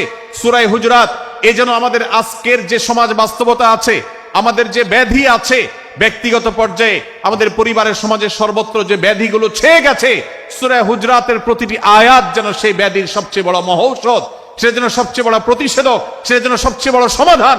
এই জন্য আমি বলেছি শুরুতে, আমার যদি আল্লাহ শক্তি সামর্থ্য দিতেন, প্রত্যেক মুসলমানের হাতে পায়ে ধরে সূরা হুজুরাতের 18টি আয়াত, প্রত্যেকটি আয়াত আমি আমার মুসলমান ভাইদেরকে বলতাম, বারবার পড়ুন, বারবার পাঠ করুন, বোঝার চেষ্টা করুন, জীবনকে পরিবর্তন করুন। এদেশে নামাজি মুসলমান আপনি কম বেশি পাবেন, এদেশে রোজাদার মুসলমান কম বেশি পাবেন, এদেশে হজ আদায়কারী মুসলমান কম বেশি পাবেন, এদেশে তাসবিহরত মুসলমান কম বেশি পাবেন, কিন্তু এদেশে আচার আচরণ, কাজ কারবার, আখলাক এবং বান্দার হক এবং অধিকার, অন্যের অধিকার সংশ্লিষ্ট বিষয়ে সচেতন মুসলমান আপনি খুব বেশি পাবেন না। আর এই জন্যই আমাদের জান্নাতের পথে অনেক বড় অন্তরায় হয়ে আছে।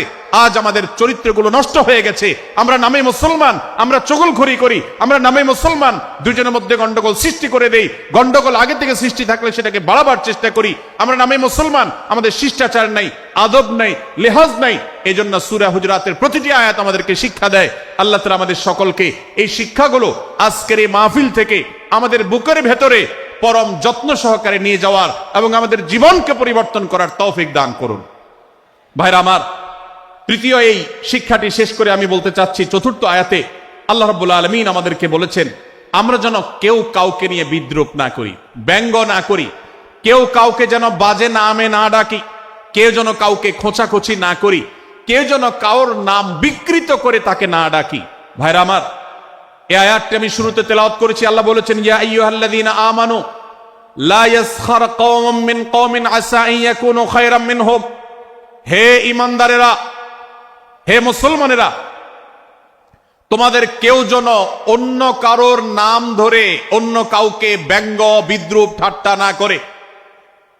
আমরা একে অন্যকে নিয়ে ঠাট্টা করি কি করি না? বিদ্রূপ করার রোগ আমাদের মধ্যে আছে না নাই? ভাইরা আমার, জাগতিক বিষয় তো আছেই, এমনকি দুর্ভাগ্যজনক বাস্তবতা হলো ধর্মের নামে, ইসলামের নামে একদল মুসলমান অপর দল মুসলমানকে নিয়ে হাসি, ব্যঙ্গ, বিদ্রূপ, রাশাহাসি এবং নাম বিকৃত করা এবং খোঁচাখুচি করা, এই কাজগুলো আমাদের মধ্যে আছে না নাই?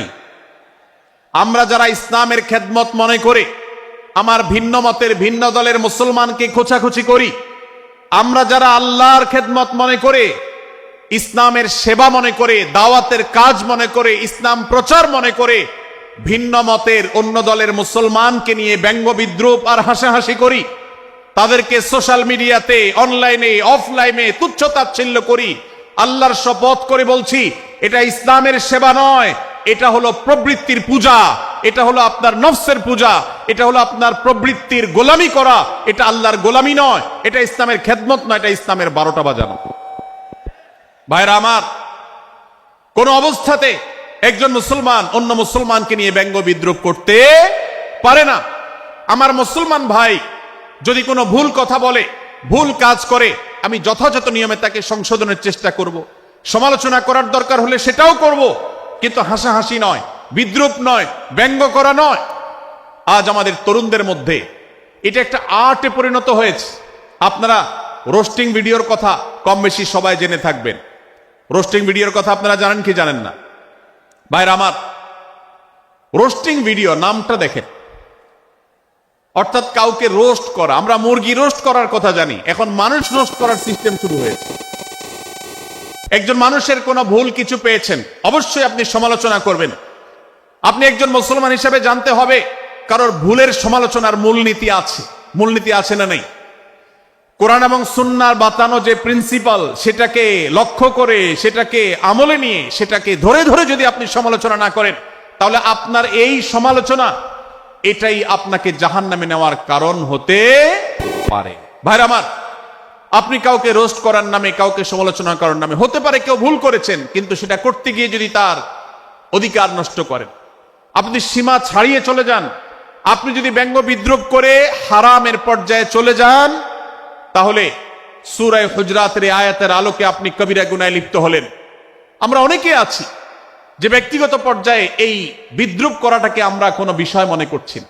সোশ্যাল মিডিয়াতে অনেকগুলো ভিডিও ক্লিপ আছে, আপনাদের চোখে নিশ্চয়ই পড়েছে, আমার চোখে বহু পড়েছে, যে অনেক সময় দেখা যায় বিনোদনের নামে কাউকে খোঁচাখুচি করা, কাউকে অপমান করা, কাউকে হয়তো ধাক্কা দিয়ে পানিতে ফেলে দেয়া, কাউকে কষ্ট দেয়া, কাউকে হয়তো প্রতারিত করা, এটাকে আমরা এনজয় করি। অনেক ভিডিও ক্লিপে দেখা যায় এভাবে কাউকে কোনোভাবে অপমানিত করে, কাউকে কোনোভাবে ধোকা দিয়ে বোকা বানিয়ে আমরা এনজয় করি, আমরা হাসাহাসি করি। আমাদের রুচি নষ্ট হতে হতে আজ এই পর্যায়ে এসেছে যে এটা আমাদের এনজয়ের বিষয় হয়েছে, এটা আমাদের আনন্দের বিষয় হয়েছে।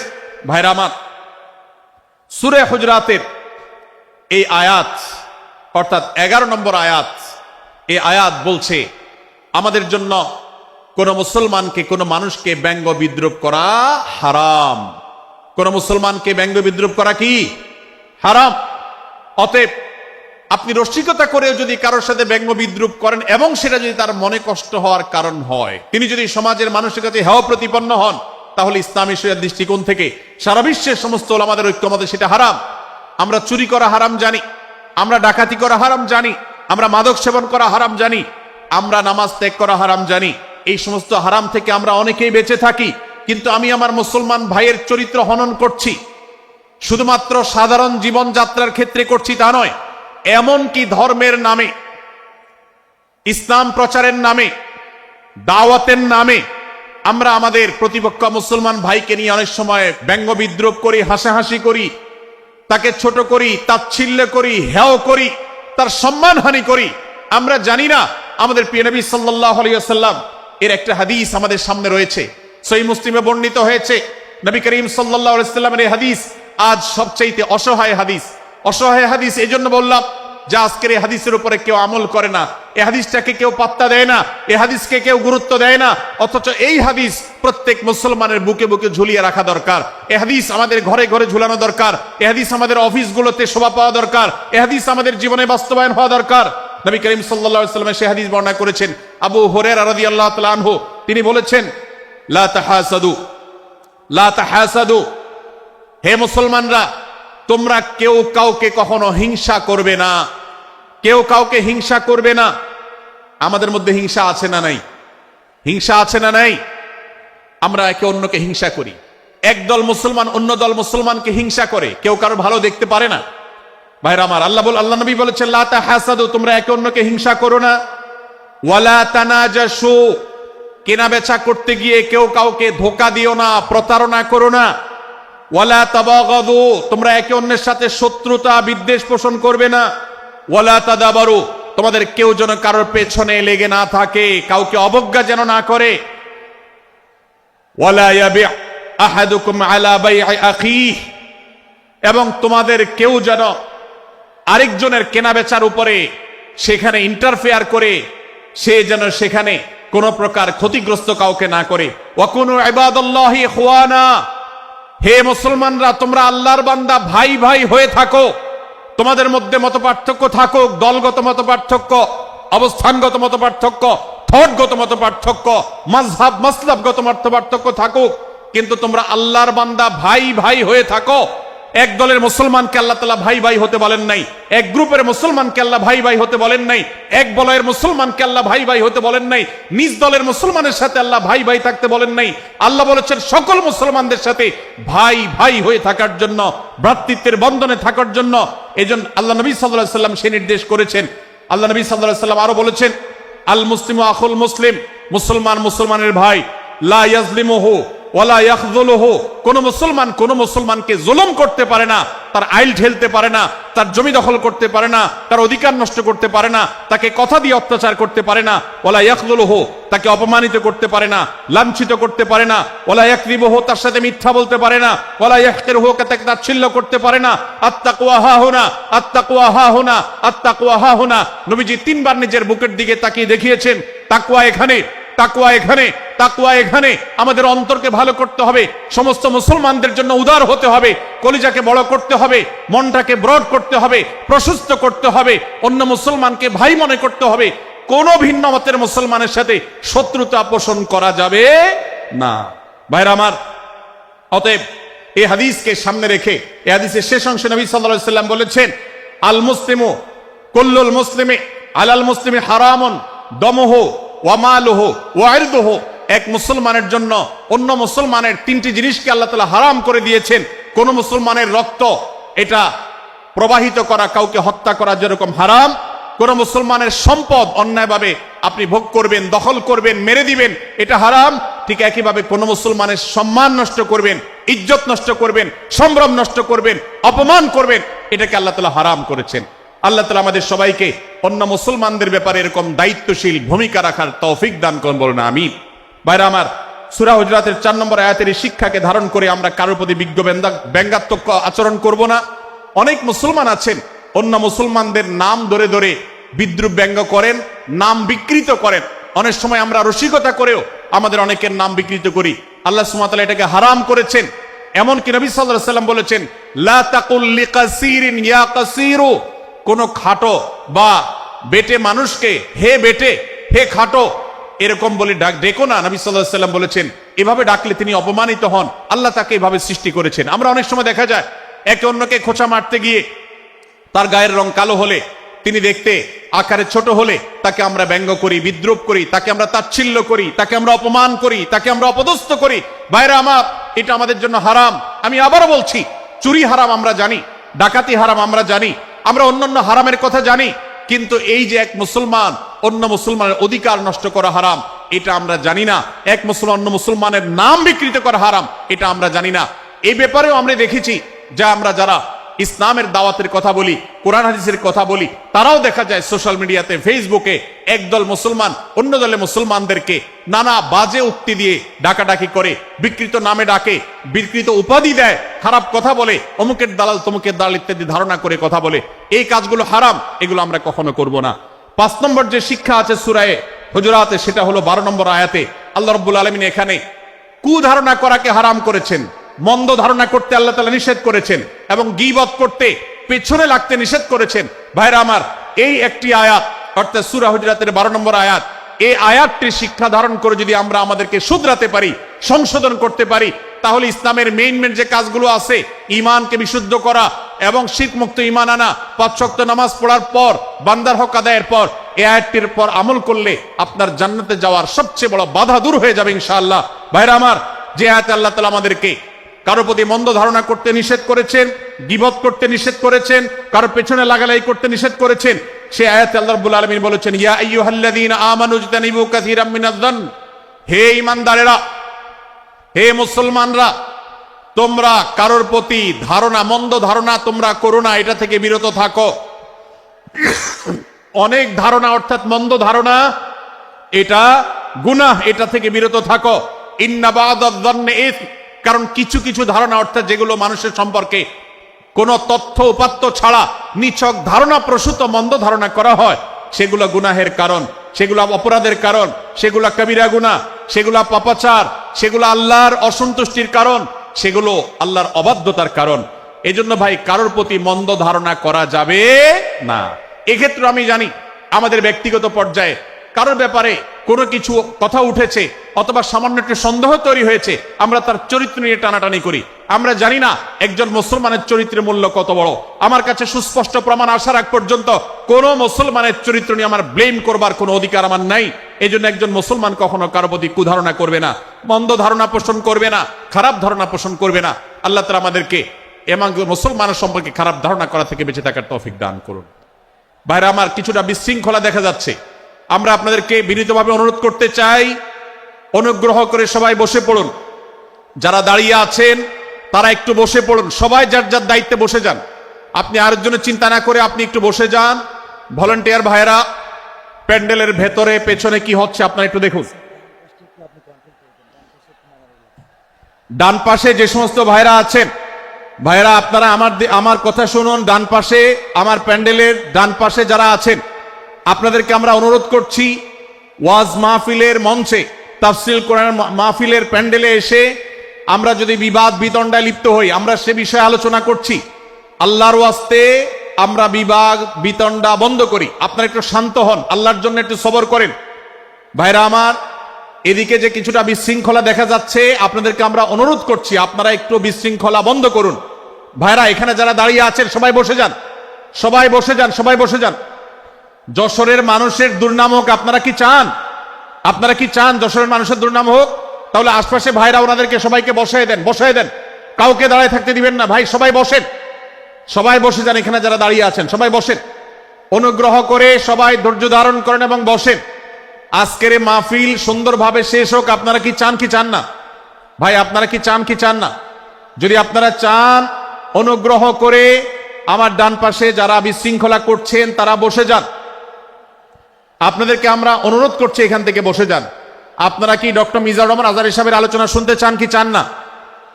যদি চান তাহলে মেহেরবানি করে আওয়াজ বন্ধ করে পরিবেশ শান্ত করে। এখানে অল্প কিছু মানুষের মধ্যে বিশৃঙ্খলা দেখা যাচ্ছে। কোন কারণে এত বড় মাহফিল, এত মানুষের, লাখো লাখো মানুষের সমাগম, এখানে কোনো কারণে ঝামেলা হতেই পারে, কিন্তু আমরা অনুগ্রহ করে ধৈর্য ধারণ করি। ধৈর্য কোথায়? সবাই বসে যাই, সবাই বসে যান, আওয়াজ বন্ধ করে। ভলান্টিয়ার ভাইরা এদিকে বিনয়ের সাথে মানুষদেরকে বসানোর জন্য চেষ্টা করেন। আশেপাশের যারা আছেন বসে, তারা দাঁড়ানো ভাইদেরকে হাতে পায়ে ধরে বসান, সবাই সবাইকে টান দিয়ে বসান। ভাই এপাশে যারা বিশৃঙ্খলা আচরণ করছেন তারা আপনারা একটু বসেন। আপনারা যদি বিশৃঙ্খলা আচরণ না থামান তাহলে সেক্ষেত্রে মাহফিল সুন্দরভাবে শেষ করা যাবে না।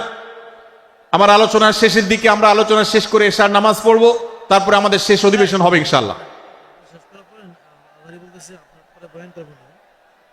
তারপরে শেষে নামাজ। ওকে, আপনার মাঝে আপনার শেষের পরে ওই যে মামা 15 মিনিট ওনার ব্যাপারে ধারণা দেবেন অথবা আমার ব্যাপারে। তারপরে ভাই মেহেরবানি করে আপনারা শান্ত হন।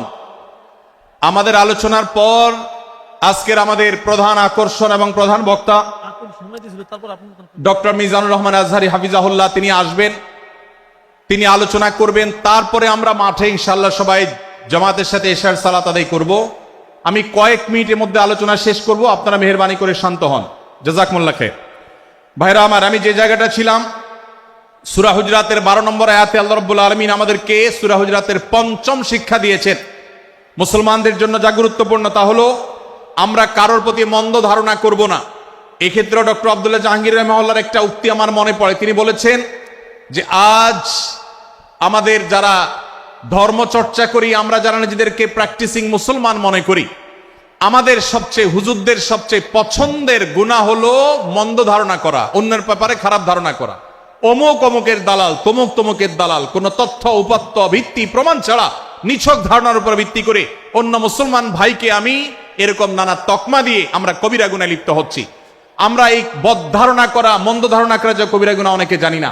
অনেকে অনেকের পেছনে লাগছি, অনেকের ওয়াজ শুনছি দোষ বাইর করার জন্য, স্ট্যাটাস পড়ছি ভুল বাইর করার জন্য। এই যে মানুষের পেছনে লাগা, এটা আল্লাহ তাআলা নিষেধ করেছেন, ওয়ালা তাজাসসু, তোমরা কেউ কারোর ছিদ্র অন্বেষণ করার, দোষ আবিষ্কার করার চেষ্টা করবে না, এবং ওয়ালা ইয়াগতাব বা'দুকুম বা'দা, কেউ কারোর গীবত শিকায়াত করবে না। এই আয়াতে আমাদেরকে কেউ কারোর পেছনে পরনিন্দা করতে নিষেধ করেছেন। ইসলাম বলে আমরা মানুষের সামনে মানুষের ভুলের কথাগুলো বলবো বিনয়ের সাথে, যাতে তিনি সংশোধিত হন, আর তার পেছনে প্রশংসা করব। আমরা করি উল্টা, আমরা মানুষের সামনে এসে মানুষের প্রশংসা করি আর তার পেছনে গিয়ে তার দুর্নাম করি। ইসলামকে যদি আমরা মানতাম সমাজটা সুন্দর হয়ে যেত। আমরা যদি সামনে কারোর দোষ বলতাম তাহলে তিনি সংশোধিত হতেন, আর পেছনে যদি গুণ বলতাম তাহলে তিনি ভালো সেখান থেকে শিক্ষা গ্রহণ করতেন। সূরা হুজরাতের 6 নম্বর শিক্ষা 13 নম্বর আয়াতে আল্লাহ তাআলা বলেছেন যে আমাদের সবার গোড়া কোত্থেকে এসেছে, আমাদের গর্বের কোনো বাহ্যিক কারণ নাই তাকওয়া ছাড়া। আল্লাহ বলেছেন, ইয়া আইয়ুহান নাস ইন্না খালাকনাকুম মিন যাকারিন ওয়া উনসা, হে মানুষ সকল, তোমাদেরকে আমি মানুষ, নারী এবং পুরুষ, আদম এবং হাওয়া থেকে সৃষ্টি করেছি। ওয়াজআলনাকুম শুউবান ওয়া ক্বাবাইলা লিতাআরাফু, বিভিন্ন গোত্রে তোমাদেরকে আমি বিভক্ত করেছি পরিচয়ের জানার জন্য শুধুমাত্র। আর আল্লাহ বলেছেন শেষে, ইন্নাল্লাহা আলিমুন খাবীর, তোমরা কি করো আল্লাহ জানে। অতএব আমাদের কারোর উপর কারো কোনো শ্রেষ্ঠত্ব নেই তাকওয়া ছাড়া। আল্লাহ বলেছেন, ইন্না আকরামাকুম ইনদাল্লাহি আতকাকুম, আমাদের মধ্যে সবচেয়ে মর্যাদাবান হবে তিনি যার মধ্যে তাকওয়া সবচেয়ে বেশি হবে। আমাদের কোনো বংশগত গৌরব, কোন অঞ্চলগত গৌরব, অন্য কোনো গৌরব আমাদের থাকবে না, শুধু তাকওয়ার গৌরব আমাদের থাকতে পারে। সেটাও গর্ব, নিষিদ্ধ গর্ব বা অহংকারের মতো নয়, বরং সেটা আমাদের বিনয়ের জায়গা। সর্বশেষ 7 নম্বর যে শিক্ষা সূরা হুজুরাতে রয়েছে, সেটা 14 থেকে 18 নম্বর আয়াতে আল্লাহ তাআলা ঈমান এবং ইসলামের চিহ্ন উল্লেখ করেছেন। যে 6টা শিক্ষা উল্লেখ করা হয়েছে, এর আলোকে মুসলমানকে, মুনাফিককে সেটা নিরূপণ হবে। এজন্য আল্লাহ তাআলা শেষে এটি উল্লেখ করেছেন। এই 7টি শিক্ষাকে ধারণ করে আমরা আমাদেরকে ভালো মুসলমান হিসেবে গড়ে তোলার চেষ্টা করব, আমাদের জীবনকে সাজাবার চেষ্টা করব। আল্লাহ তাআলা আমাদের সবাইকে তৌফিক দান করুন। আমি আবারও এক নজরে বলে শেষ করছি, সূরা হুজরাত কোরআনে কারীমের 26তম পারার একটি সূরা, 49 নম্বর সূরা, কোরআনের 18টি আয়াতের আছে।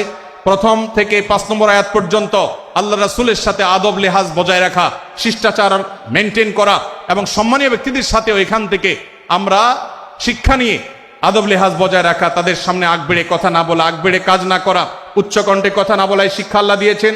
দ্বিতীয়ত, আমাদেরকে কোনো সংবাদ, বিশেষ করে অনির্ভরযোগ্য তথ্যের সংবাদ শুনে আমাদেরকে কারোর ব্যাপারে ধারণা করার আগে আল্লাহ তাআলা আমাদেরকে যাচাই করার শিক্ষা দিয়েছেন। আমরা যেন গুজবে, আমরা যেন ধারণা প্রসূত কোনো তথ্যে আমরা যেন কান না দেই, সেই শিক্ষা আল্লাহ আমাদেরকে দিয়েছেন। এটি 6 থেকে 8 নম্বর আয়াতে, 9 থেকে 10 নম্বর আয়াতে আল্লাহ তাআলা মুসলমানদের 2 গ্রুপের মধ্যে গন্ডগোল দেখা দিলে মীমাংসা করতে বলেছেন। এবং 4 নম্বর শিক্ষা 11 নম্বর আয়াতে বিদ্রুপ করতে নিষেধ করেছেন আল্লাহ তাআলা, কারণ নাম ধরে ব্যঙ্গ করাকে হারাম করা হয়েছে। এবং 5 নম্বর শিক্ষা 12 নম্বর আয়াতে আল্লাহ তাআলা দিয়েছেন, কারোর প্রতি মন্দ ধারণা করা যাবে না, কারোর পেছনে লাগা যাবে না, এবং কারোর মন্দ নামে কাউকে ডাকা যাবে না, কারোর সমালোচনা তার পেছনে করা যাবে না, এগুলোকে হারাম করা হয়েছে। 6 নম্বর শিক্ষা 13 নম্বর আয়াতে আল্লাহ বলেছেন, আমাদের সবার মধ্যে কারোর কোনো শ্রেষ্ঠত্ব নাই তাকওয়া ছাড়া। যার তাকওয়া যত বেশি, আল্লাহ ভীতি যত বেশি, তিনি আল্লাহর কাছে তত শ্রেষ্ঠ এবং সেরা। 7 নম্বর সর্বশেষ শিক্ষা হলো 14 থেকে 18 নম্বর আয়াতে আল্লাহ রাব্বুল আলামিন ঈমানদারদের আলামত, মুনাফিকদের আলামত উল্লেখ করেছেন। সেখান থেকে শিক্ষা নিয়ে আমরা আমাদের ঈমানকে পরখ করার চেষ্টা করব, আমাদের আমলকে পরখ করার চেষ্টা করব। আল্লাহ তাআলা আমাদেরকে সূরা হুজরাতের আলোকে আমাদের জীবনকে গঠন করার তৌফিক দান করুন, বলুন আমিন। আল্লাহ তাআলা আমাদের সবাইকে আজকের এই তাফসীর কোরআন মাহফিল থেকে সূরা হুজরাতের এই 7টি শিক্ষাকে ধারণ করে ভালো মুসলমান, যে মুসলমান সম্পর্কে নবীজি বলেছেন আল মুসলিমু আখুল মুসলিম, মুসলমান মুসলমানের ভাই। যে হাদিসে নবীজি বলেছেন যে আল মুসলিমু মান সালিম আল মুসলিমুনা মিন লিসানি ওয়া ইয়াদি, মুসলমান সে যার হাত আর মুখ দ্বারা অন্য কোন মুসলমান কষ্ট পায় না, নিরাপদে থাকে। আমরা আমাদের সমাজকে শান্তিপূর্ণ, সুশৃঙ্খল রাখতে হলে আমাদেরকে মুসলমান হতে হবে, ভালো মানুষ হতে হবে। আমাদের হাত মুখ দ্বারা কেউ কষ্ট পাবে না, কারোর হক নষ্ট করব না, কারোর অধিকার নষ্ট করব না, কারোর কষ্টের কারণ হবে না, কাউকে আঘাত করব না, কাউকে গালি দিব না, কারোর কোনো প্রকার অধিকার খর্ব করব না, জুলুম করব না।